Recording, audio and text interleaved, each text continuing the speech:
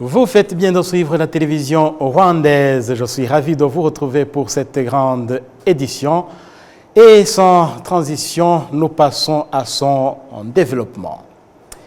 L'Union africaine et le ACR exhortent les autres pays à suivre l'exemple du Rwanda en offrant un refuge sûr aux réfugiés et aux demandeurs d'asile vulnérables. Indication faite à l'occasion de la signature d'un accord signé cette semaine à Addis Abeba en Éthiopie entre le Rwanda, la Commission de l'Union africaine et le Commissariat des Nations unies pour les réfugiés. Le point avec Michel Iradukunda. Le gouvernement de la République du Rwanda, la Commission de l'Union africaine et le HCR, l'Agence des Nations unies pour les réfugiés, viennent de signer le deuxième addendum au protocole d'accord daté du 10 septembre 2019, prolongeant le mécanisme de transit d'urgence de l'État de Libye à la République du Rwanda. Cet addendum assurera la poursuite d'un mécanisme de transit établi au Rwanda jusqu'au 31 décembre 2025. L'accord réaffirme l'engagement de toutes les parties à fournir une protection et à rechercher des solutions durables aux réfugiés et aux demandeurs d'asile évacués de Libye. Tout en maintenant sa mission principale, le mécanisme de transit de Gashora au Rwanda continuera d'offrir un refuge sûr aux réfugiés et aux demandeurs d'asile évacués de Libye. À cet égard, le gouvernement rwandais réaffirme son engagement indéfectible à accueillir et à protéger ces personnes, ainsi que d'autres identifiées comme particulièrement vulnérables et à risque. Les demandeurs d'asile accueillis par le Rwanda se déclarent soulagés une fois arrivés au Rwanda, même s'ils sont loin d'oublier les souffrances de la Libye. Je me sens plus sécurisé au Rwanda qu'en Libye parce que là-bas, tu pouvais être attrapé et mis en prison à moins que tu payes de l'argent. Certains des nôtres ont risqué leur vie et sont morts en prison.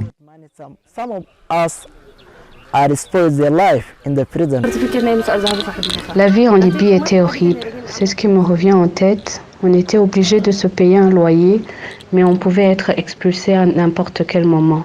On déménageait, mais en vain. On se retrouvait dans une même situation. J'ai essayé de payer le bateau pour aller en Europe, mais j'ai été arrêté et ramené en Libye. On m'a emprisonné et on m'a ravi mes documents du HCR. La Commission de l'Union africaine continuera à fournir un soutien politique de haut niveau, à renforcer les capacités et à mobiliser des ressources, ainsi qu'à améliorer les mécanismes de coordination conjoints. Le HCR continuera à fournir la protection et l'assistance nécessaires, notamment des abris, de la nourriture, des soins de santé et d'autres services essentiels aux personnes évacuées pendant leur séjour au Rwanda. Depuis la création du mécanisme de transit au Rwanda en septembre 2019, 2355 réfugiés et demandeurs d'asile d'Érythrée, du Soudan du Sud, de Somalie, d'Éthiopie, du Nigeria, du Tchad, du Cameroun, de Guinée, de Côte d'Ivoire et du Mali ont été évacués de l'État de Libye. Le HCR et les autorités rwandaises continueront de procéder à l'enregistrement individuel de toutes les personnes évacuées et de délivrer des documents de preuve d'enregistrement qui leur permettront de voyager dans le pays. La Commission de l'Union africaine et le HCR saluent le soutien de la communauté internationale à cet égard et appellent en outre à un engagement renouvelé en faveur de la mise en œuvre de cet accord, notamment en ce qui concerne l'assistance aux personnes relevant de la compétence actuellement en Libye. Ils encouragent également les autres pays à suivre l'exemple du Rwanda en offrant un refuge sûr aux réfugiés et aux demandeurs d'asile vulnérables. Michel Iradukunda pour la télévision rwandaise. Et justement, toujours à ce propos, les réfugiés congolais hébergés par le Rwanda se déclarent indignés par l'attitude indifférente de leur pays qui ne fait rien pour qu'ils regagnent la terre de leurs ancêtres. Si certains d'entre eux viennent de passer plus de 2 décennies en exil, cela les affecte douloureusement et ses conséquences compromettent également l'avenir même de la République démocratique du Congo. Écoutons à ce propos ce qu'en dit Amon Nkurunziza, c'est l'un de ces Congolais vivant au Rwanda qui s'est confié à la télévision rwandaise. Quand on n'est pas chez soi, c'est-à-dire que chez vous, votre pays d'origine vous manque. Et ça a des répercussions sur la vie que vous menez. À titre d'exemple, je ne peux pas investir facilement chez moi. Je ne peux pas me permettre aujourd'hui d'aller chez moi et travailler. Je ne peux pas aujourd'hui habiter chez moi. Je ne peux pas vivre comme je vivais avant. C'est pas facile de se sentir exclu de chez soi, de ne pas avoir les mêmes droits que d'autres, comme partie prenante de la population congolaise. Il y a eu des rencontres au niveau très élevé. Il y a des instances qui ont approché les autorités compétentes du Congo et qui ont discuté sur différents problèmes auxquels nous faisons face. Mais à chaque fois, la réponse a toujours été positive. Il n'y a pas de problème. On va régler vos problèmes. Malheureusement, on ne voit pas ce changement. Il y a les mots qui se disent, ça va aller, ça va marcher, on va régler vos problèmes, mais ça reste lettre morte. Ça n'a jamais été mis en exécution. Le fait d'aller dans un autre pays, travailler, en soi, ce n'est pas un problème. Mais quand il s'agit d'aller dans d'autres pays, pas parce que vous voulez aller dans un autre pays, mais parce que vous êtes obligé d'aller, parce que vous n'avez pas le droit d'être chez vous, c'est déjà un problème. Ça, c'est deux.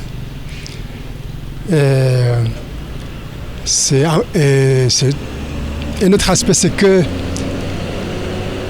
trouver l'exil dans d'autres pays, ça a un autre handicap, ça a une autre implication qui est très, très négative.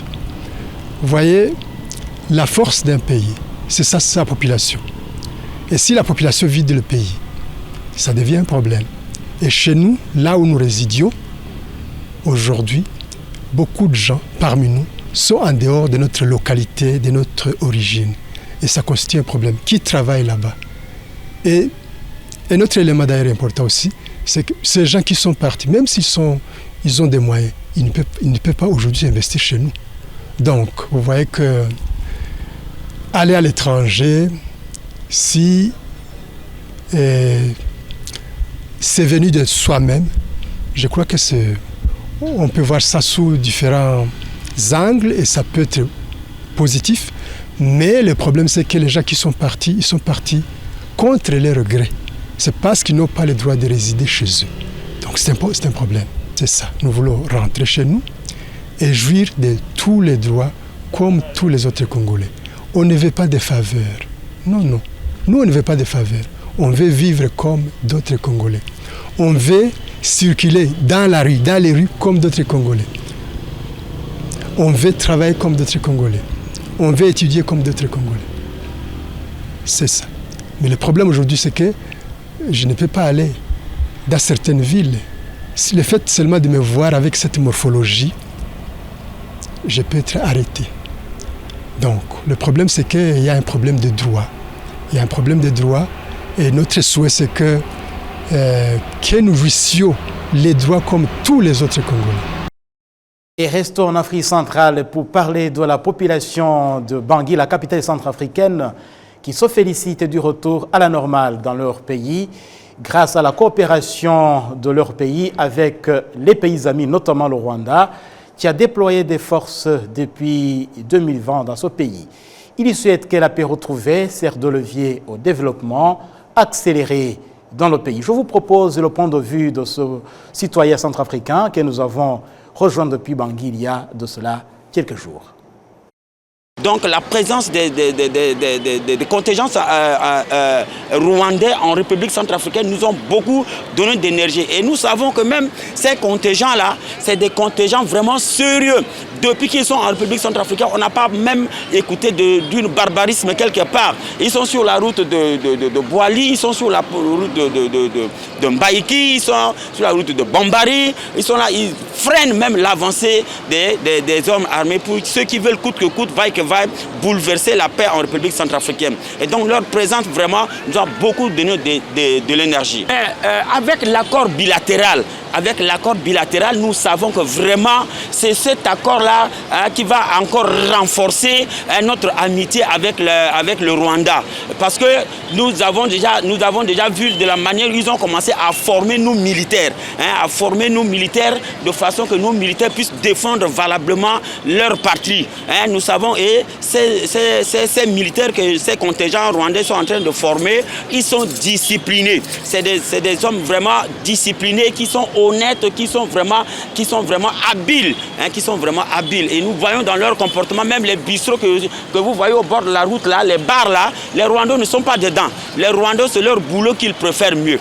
Et nous savons que pour avoir un message, c'est un message vers le président de la République rwandaise, ou encore à vous aussi, c'est de l'empreinte des Rwandais en République centrafricaine. Vous voyez, quand vous prenez la route qui va à Mpoko, il y a une base des Rwandais là-bas. Et une base des Rwandais, ils peuvent aussi commencer à faire dans les quartiers à proximité. Parce que c'est dans le 5e, il y a les quartiers Bangipoko qui sont là. Il faut aussi entrer encore en profondeur, travailler avec les jeunes, conscientiser encore les jeunes, leur montrer de la manière où eux-mêmes doivent se prendre en charge. Eux-mêmes doivent vraiment avoir des activités qui peuvent les aider à avoir un avenir meilleur. Donc c'est ça. Nous savons aussi qu'il y a les systèmes de digitalisation qui sont déjà là. Or, en République centrafricaine, nous sommes beaucoup en retard dans ces systèmes de digitalisation. Et donc, on a besoin vraiment de cette technique-là, de cette technologie-là, pour aider les Centrafricains vraiment. Landa, même celui qui se trouve au fond du village, peut vraiment s'approprier. Par exemple, Orange Money, d'abord, il y a même des gens qui sont au fond fin du village, qui n'ont pas d'abord le code et qui ne savent même pas comment composer. Donc il faut aider ces jeunes-là, ces jeunes dans les différentes couches-là à vraiment sortir de leur carapace, à sortir de leurs difficultés pour avoir vraiment un avenir meilleur.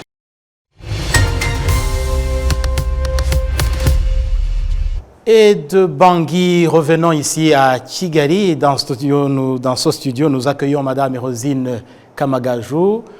Bienvenue, Madame. Merci beaucoup. Vous êtes fondatrice, directrice du Centre Autisme Rwanda, c'est ça? Oui, c'est ça. Merci. Oui, pour commencer, Madame, qu'est-ce qu'il faut entendre par ce Centre Autisme Rwanda? C'est quoi pour celui qui entend ce mot pour la première fois? Bon, merci déjà de m'accueillir. C'est le Centre Autisme Rwanda. C'est une école qui accueille que des enfants autistes qui présentent des troubles de comportement, des troubles de communication ou des troubles d'interaction sociale. Voilà, donc c'est les enfants qui ne sont pas acceptés ailleurs parce qu'ils ne sont pas aidés. Donc nous sommes là pour les accueillir. Oui, des enfants qui ne sont pas acceptés. On peut se demander si un centre, une école qui accueille ces enfants n'est pas confronté à certains défis. Bien sûr, il y a beaucoup de défis, il y a beaucoup de difficultés, mais ça fait 10 ans qu'on est là, ça fait 10 ans que nous travaillons avec ces enfants et leurs familles. Quand il y a des défis, il faut trouver des solutions et c'est ce que nous faisons. Depuis 10 ans, vous êtes à l'œuvre dans le pays. Et comment est-ce que ce problème est perçu chez les Rwandais, la perception de l'autisme? Est-ce que c'est un problème, un phénomène qui est compris par les Rwandais généralement? Ici, à Kigali, il y a beaucoup, la population de Kigali comprenne bien, la population qui a accès aux réseaux sociaux parce qu'ils ont des informations. Mais quand on voit dans la population rurale, il y a encore beaucoup de choses à faire. On a eu des exemples à Karongi, on a vu que vraiment il y a beaucoup de personnes qui ne connaissent pas ce que c'est l'autisme et qui le prennent comme des enfants maudits ou autres, des termes qui ne sont pas bien à dire, mais c'est dommage que ça existe toujours dans notre pays. Et est-ce qu'il y a vraiment de quoi être optimiste vu comment ça se présente? Est-ce que chez les autorités locales, est-ce que ce problème est compréhensible? Après 10 ans d'activité, vous pensez qu'il y a un point de départ qui peut servir à améliorer la situation? Oui, et nous avons l'espoir parce que nous travaillons avec des ministères concernés qui travaillent avec nous pour le bien-être de ces enfants et de leurs familles. Nous espérons que ça va continuer, mais il y a encore besoin de beaucoup de sensibilisation. Il faut que la population comprenne que ces enfants, s'ils sont pris en charge correctement, comme il faut, ils peuvent vraiment vivre correctement, ils peuvent vivre mieux et surtout ne pas les marginaliser parce que ces enfants, il y a certains qui ont des capacités d'apprentissage, qui ont des talents, il y en a d'autres bien sûr qui ont des difficultés, mais tous ces enfants doivent vivre mieux et normalement comme tout être humain. Une seule école, un seul centre, j'imagine que vous êtes, si je ne me trompe pas, vous êtes débordé par le nombre d'enfants, je suppose.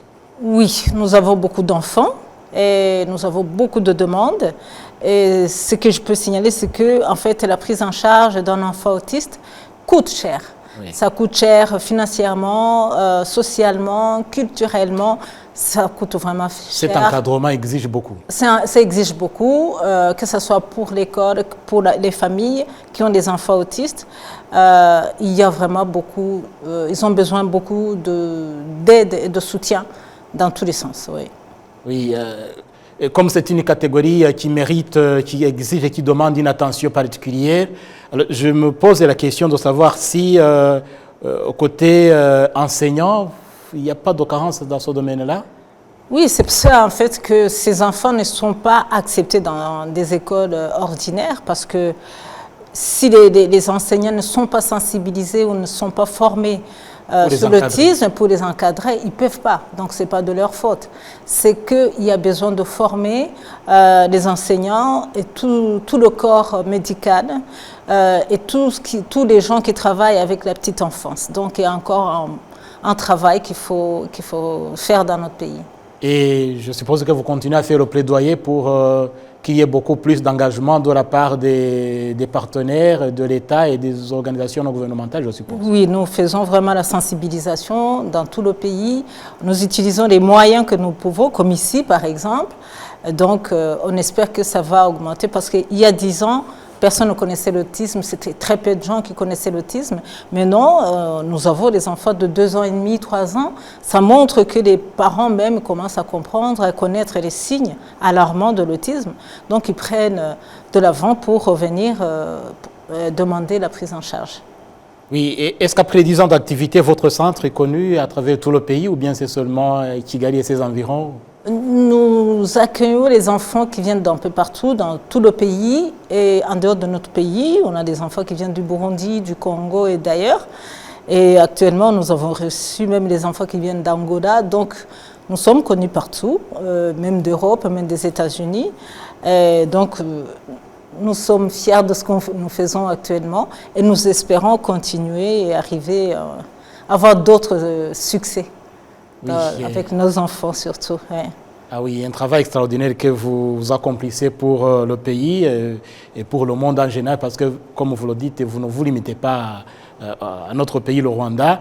Et pour terminer, madame, un mot à ceux qui nous suivent. Commençons d'abord par les parents. Je pense que les parents, on n'a pas des mots à dire parce que les parents savent ce que c'est l'autisme. Oui. Ils vivent avec leurs enfants tout le temps, 24 heures sur 24. Moi, je dirais plus à nos autorités, oui. À notre société, d'être vraiment à l'écoute de ces parents. Ils ont besoin de nous, ils ont besoin de nous tous, la société, les autorités, pour qu'eux aussi puissent vivre dignement. Voilà. Et pour les organismes internationaux gouvernementaux qui œuvrent dans le pays et dans la région? Nous aimerions qu'ils soient encore impliqués dans ce travail.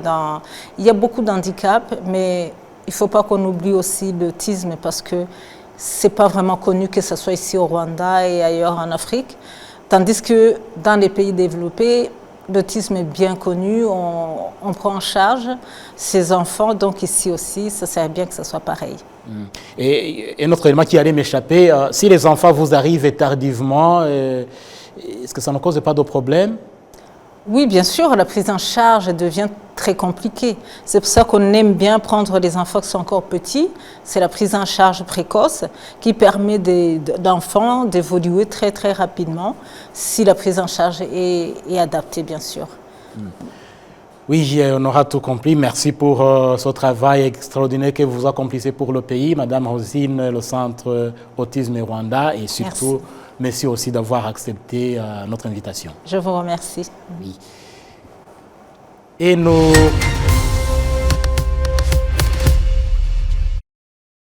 Avec la page toujours nationale, le Rwanda compte aujourd'hui plus de 12 000 ex-combattants qui ont quitté le groupe FDLR en République démocratique du Congo. Ces derniers se félicitent de l'assistance du gouvernement rwandais qui leur a permis de se réintégrer dans la société malgré plusieurs années loin de leur famille, comme nous le détaille ici Amandine Nikomasabo. Wenceslas Nizeyimana était colonel au sein du groupe FDLR depuis l'Est de la République démocratique du Congo. 12 ans après avoir regagné son pays, il est loin d'oublier les difficultés rencontrées en exil. Après avoir fui le pays, nous avons fondé les FDLR. J'ai dirigé un bataillon et après, j'ai été commandant adjoint d'une brigade. Longtemps après, en avril 2011, j'ai trouvé que la situation s'empirait au sein des FDLR et c'est ainsi que j'ai pris la décision de rentrer au Rwanda, surtout que mon épouse était rentrée 2 ans avant. Une fois arrivée au Rwanda, j'ai été bien accueilli. Rentrer au Rwanda depuis les forêts de la RDC est une décision hasardeuse et beaucoup décident de rentrer au risque de leur vie, comme le dit Vestine Uwizeyimana, épouse d'un ancien combattant FDLR.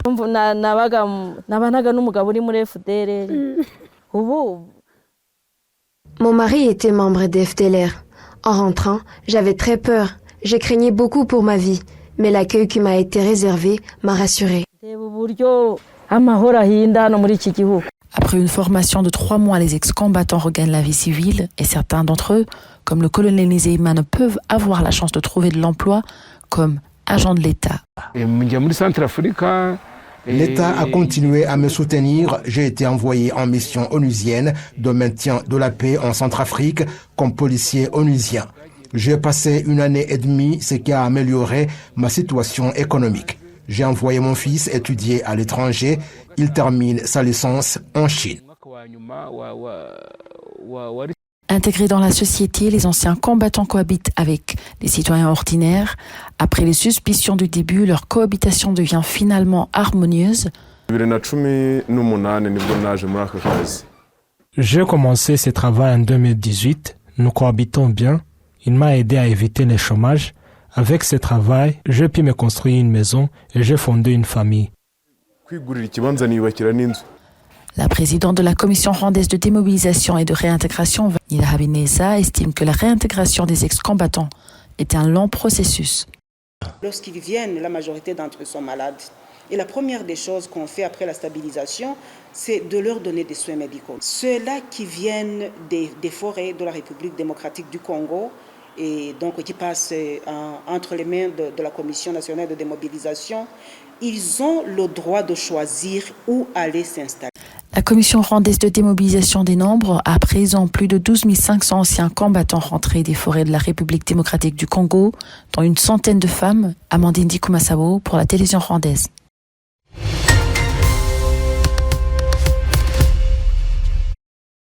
Et vous l'aurez compris avec cet indicatif, passons maintenant au sport. Il reste pratiquement 4 jours à l'équipe nationale féminine rwandaise de volleyball assis pour débuter ses confrontations aux Jeux paralympiques de Paris.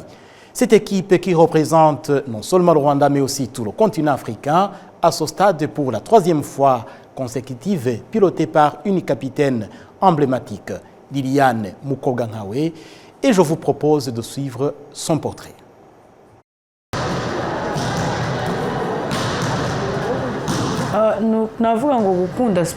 J'affichais l'amour du sport étant très jeune avant d'être handicapée, car je ne suis pas née avec un handicap.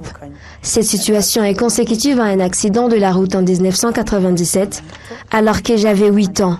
Je vivais avec ma famille dans les quartiers de Remera.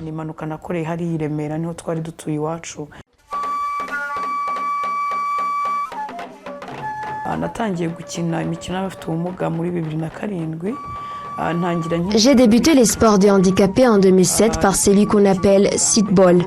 Par après, en 2012, j'ai changé pour les volleyball assis. J'ai été attirée par une bonne prestation de l'équipe nationale des volleyball assis qui rentrait des Jeux paralympiques de Londres.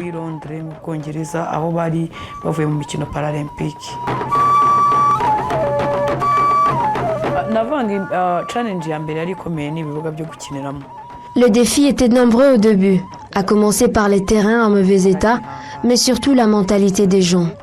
Partout où on passait, on nous disait « Voyez ces handicapés qui ont gagné » ou « Voyez-les qui vont jouer ». Donc des propos qui nous dévalorisaient, nous prenant pour des objets et non des personnes. Mais petit à petit, en jouant et en vivant avec les autres en situation de handicap, en voyant peut-être celui qui avait un handicap plus grave que le mien, j'ai réussi à aimer beaucoup les sports.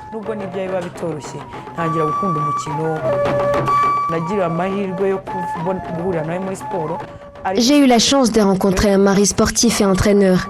Il m'encourage partout, même à la maison. Pendant la pandémie, il m'aidait à faire des entraînements. Je dirais qu'il m'a beaucoup aidé, tout comme ma famille.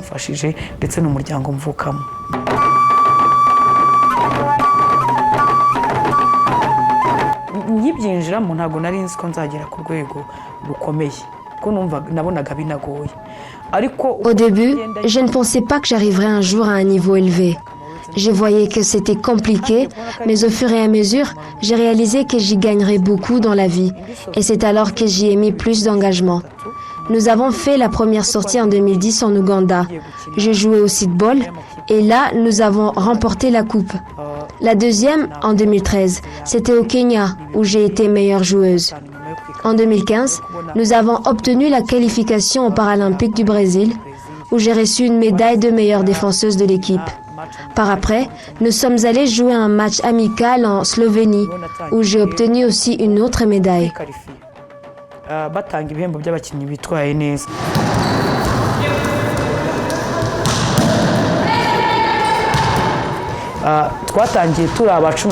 En commençant, nous étions la 13e équipe au niveau mondial. De lors, nous avons évolué aujourd'hui. Nous sommes la 5e derrière le plus grand pays qui ont connu plusieurs éditions de Jeux paralympiques. La Chine première, les États-Unis deuxième, le Brésil, le Canada et la nôtre enfin.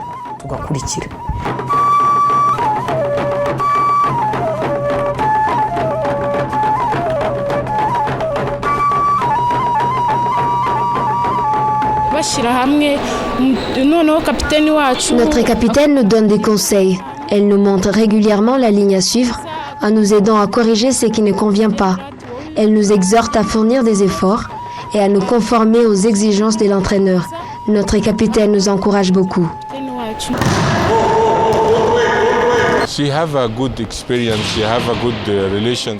Liliane a une grande expérience. Elle est en bonne relation avec toute l'équipe.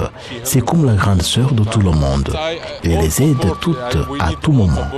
En cas de besoin, toutes se dirigent vers elle, car elle est en bon accord avec toutes. Elle fait un excellent travail au sein de l'équipe.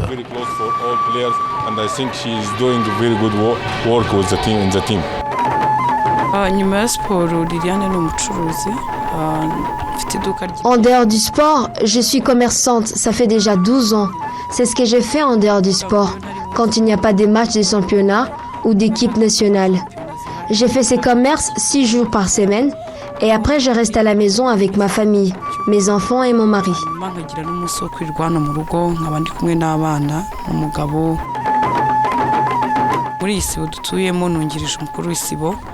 En dehors de ma famille, je vis socialement avec les voisins, j'assiste le responsable du village, je suis membre du comité consultatif, je partage la vie du quartier, je participe aux travaux communautaires et à la vie sociale de la population.